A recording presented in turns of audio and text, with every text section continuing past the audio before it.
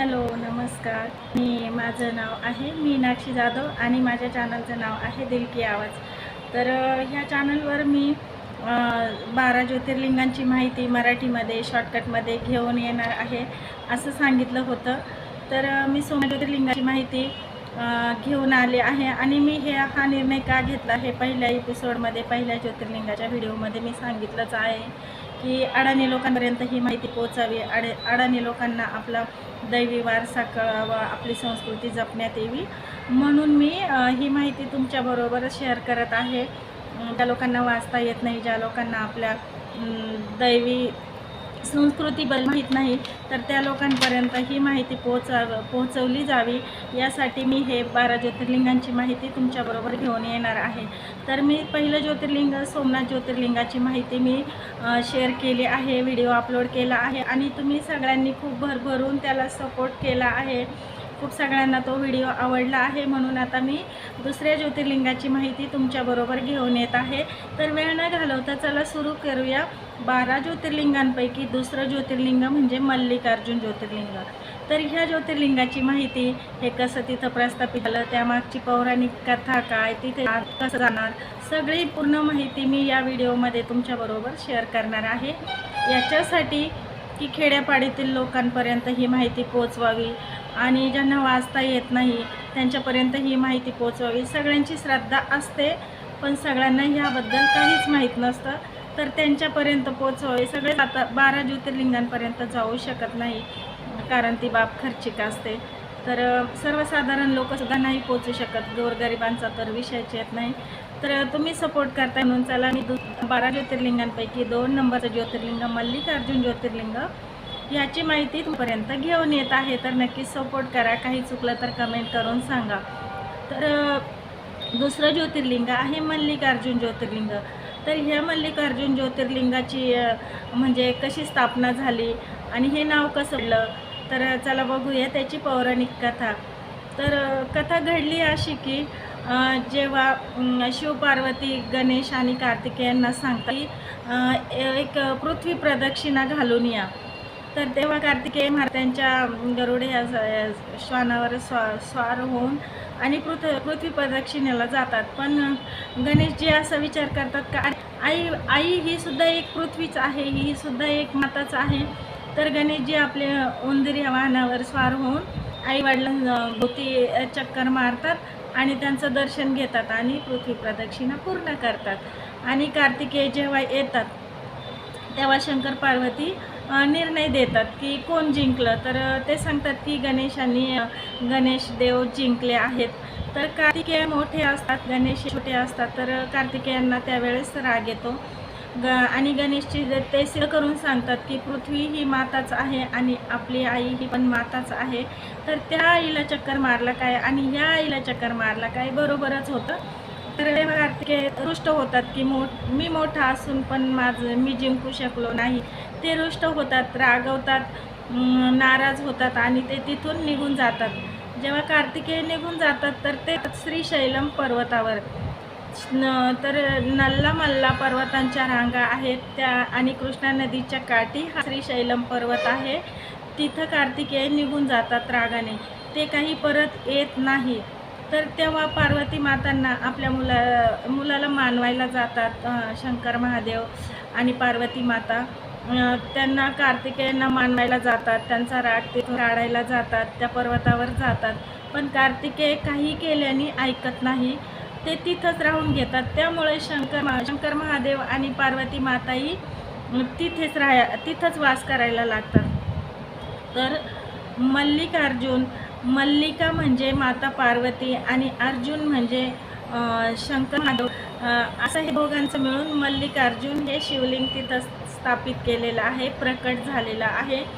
आणि ह्या शिवलिंगाला विशेष प्रसिद्धी आहे, विशेष श्रद्धा, कारण की 12 ज्योतिर्लिंगांपैकी कुठल्याही ज्योतिर्लिंगाला शक्तिपीठ आणि ज्योतिर्लिंग हे दोन्हीही नाहीत. फक्त मल्लिकार्जुन ज्योतिर्लिंगालाच शक्तिपीठ पण आहे आणि ज्योतिर्लिंग पण आहे, दोन्ही पण बरोबर आहेत. दोन्हींचे श्रद्धास्थान तिथे आहे, दोन्हींची पूजा केली जाते. तर असे ह्या मंदिराची गाथा आहे, अशी पौराणिक गाथा ह्या गाथा ह्या ज्योतिर्लिंगाच्या मागे आहे. तर तुम्ही म्हणाल तर हे मंदिर छोटं आहे, खूप मोठं नाही, पण गाभाऱ्यामध्ये ज्योतिर्लिंग प्रकट झालेलं आहे. तिथं शिवशंभूंनी वास केलेला आहे, त्यांची शक्ती त्या मंदिरामध्ये आहे आणि त्यांचा सगळीकडं वास आहे. ते कार्तिकेय स्वामींबरोबरच तर आणि शक्तिपीठ पण देवीचं भ्रमरांबा नावाने देवीने तिथे वास केलेला आहे. तर ते शक्तिपीठाचं नाव भ्रमरांबा शक्तिपीठ असं आहे. तर 12 ज्योतिर्लिंगांपैकी फक्त याच ज्योतिर्लिंगामध्ये शक्तिपीठ आणि ज्योतिर्लिंग बरोबर आहेत. आणि बाकीच्या मंदिरांचा विचार करायचा म्हटलं तर त्या परिसरामध्ये कार्तिकेय महाराजांचे खूप सारे मंदिर आहेत. कारण कार्तिकेय स्वामी हे दक्षिण दिशेला वास करतात. तुम्ही बघाल महाराष्ट्रामध्ये इतर कोणत्याही ठिकाणी कार्तिकेय महाराजांची पूजा केली जात नाही किंवा त्यांचे मंदिर नाही किंवा कुठला त्यांचा धर्मविधी पण केला जात नाही. कारण कार्तिकेय स्वामी लहान वयात अगदी 20-22 वर्षामध्ये अशा वयात असताना कार्तिकेय स्वामी कैलासातून निघून गेले आणि शैल पर्वतावर गेले. दक्षिणेकडे हा पर्वत आहे. दक्षिणेच्या पर्वतरांगांना मल्ला पर्वतरांगांमध्ये हा पर्वत आहे आणि तिथे कार्तिकेय स्वामी स्थित झाले, तिथेच राहिले. त्यामुळे ते परत कैलासात आलेच नाही.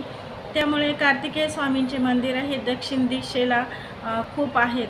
आणि कार्तिक महिन्यामध्ये तर त्यांच्या कार्तिक स्वामींची खूप भव्य पूजा केली जाते, यथासांग पूजा केली जाते आणि खूप सारे मोठे कार्यक्रम होतात. शिवरात्रीला तर तिथे सगळ्यात मोठा कार्यक्रम पुऱ्या महाराष्ट्रात पेक्षा मोठा कार्यक्रम तिथं होतो. कारण तिथे शक्तिपीठ पण आहे, भ्रमरांबा देवीचं शक्तिपीठ आहे आणि ज्योतिर्लिंग पण आहे. त्यामुळं सगळ्यात मोठा कार्यक्रम तिथे होतो आणि अद्भुत अशी दैवी शक्ती तिथे संचारित झालेली आहे.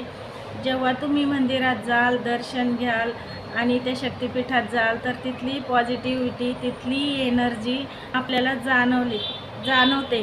आणि मंदिराबद्दल जर बोलायचं झालंच तर मंदिर हे प्राचीन द्राविड वास्तुकलेतील पूर्ण बांधकाम मंदिरावर चित्रित केलेलं आहे. पौराणिक गाथा, पौराणिक मूर्तींचं कोरीव काम मंदिरावर आहे.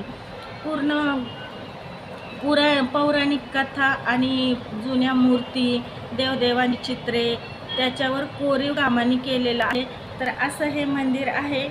मंदिराचं प्रांगण खूपच मोठं असं आहे.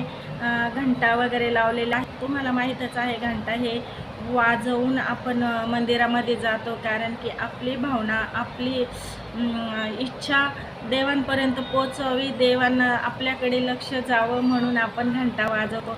आणि असं बोलण्यात येतं की तिथे जाऊन जर दर्शन घेतलं तर आपल्या सगळ्या मनोकामना पूर्ण होतात.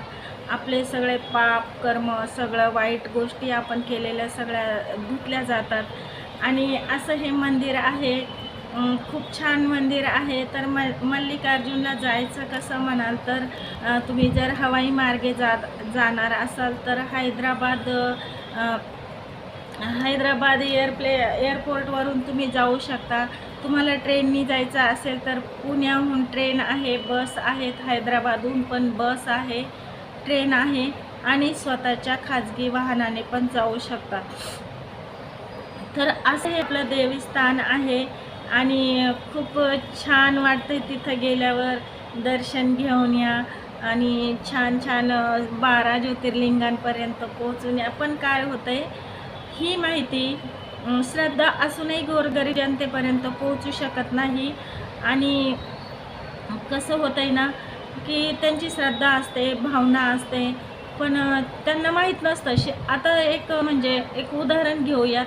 श्रावण महिना आला की पूर्ण महाराष्ट्रभर उपास शंकरांची पूजा अर्चा करण्यात येते.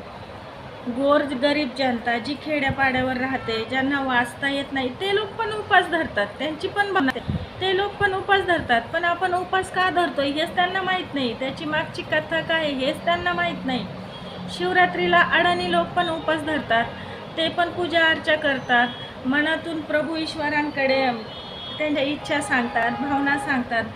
पण त्या उपासामागची काय कथा घडली आहे, काय गाथा घडली आहे, काय स्टोरी घडली आहे त्यांना माहीत नसतं. तर प्लॅटफॉर्म खूपच छान आहे. हल्ली तर मोबाईल सगळ्यांकडेच असतात. पार भंगरवाल्यांकडे पण मोबाईल असतो, तुम्हाला तर माहिती आहे. गोरगरीब जनतेकडे पण मोबाईल असतो. ही काळाची गरजच आहे मोबाईल.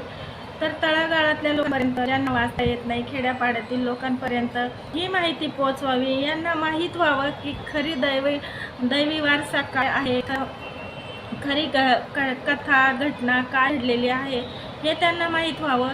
याच्यासाठी मी रोज एक ज्योतिर्लिंगाचा व्हिडिओ तुमच्याबरोबर शेअर करत आहे आणि त्याला तुम्ही सपोर्ट करा. हीच विनंती आहे की आपलं ज्ञान वाटल्याने जास्त होतं, वाढतं. तर ज्ञान वाटत चला, सगळ्यांना सपोर्ट करत चला. याच्या मागचा हेतू हाच आहे की सगळ्यांपर्यंत आपला दैवी वारसा पोचवावं आणि सगळ्यांना शिवशंभूची कृपा लाभावी, सगळ्यांपर्यंत ही शक्ती जावी आणि सगळ्यांना ही माहिती व्हावी. तर मी इथे थांबते आता. आणि मी ही माहिती का घेऊन येत आहे तुमच्याबरोबर, तर हे मी पहिल्या व्हिडिओत सोमनाथ ज्योतिर्लिंगाचा जेव्हा व्हिडिओ बनवला त्या व्हिडिओमध्ये मी सगळं डिटेल केलं आहे की मी ही माहिती सगळं सांगितलं आहे की मी ही माहिती सगळ्या जनतेपर्यंत का घेऊन येत आहे. कारण एक मी शिवलिंगाचा व्हिडिओ अपलोड केला होता आणि तो इतका व्हायरल झाला की जो हिंदी गाण्यांचा डान्स वगैरे शॉर्ट व्हिडिओला जितके लाईक्स आले नाही तितके लाईक्स त्या शिवलिंगाच्या व्हिडिओला आले. म्हणून मी असा निर्णय घेतला की आपण 12 ज्योतिर्लिंगांची माहिती जनतेपर्यंत घेऊन जाऊ. कारण जनतेला ते आवडतंय, पिक्चरमधले गाणी आवडत नाही, तर आपण जनतेला ते घेऊन जाऊ. तर ह्या उद्देशाने मी 12 ज्योतिर्लिंगाची माहिती घेऊन येणार आहे. तर असं आहे हे दुसरं ज्योतिर्लिंग. नक्कीच भेट द्या आणि सगळे जाऊन तिथे पोहोचत नाही तर ॲटलिस्ट ही माहिती तरी लोकांपर्यंत पोहोचेल. तर सगळे कमेंटमध्ये हर हर महादेव लिहा आणि माझी माहिती कशी वाटली, अजून मी काही नवीन तुमच्यासाठी घेऊन येऊ का, नक्कीच कमेंट करून सांगा. धन्यवाद.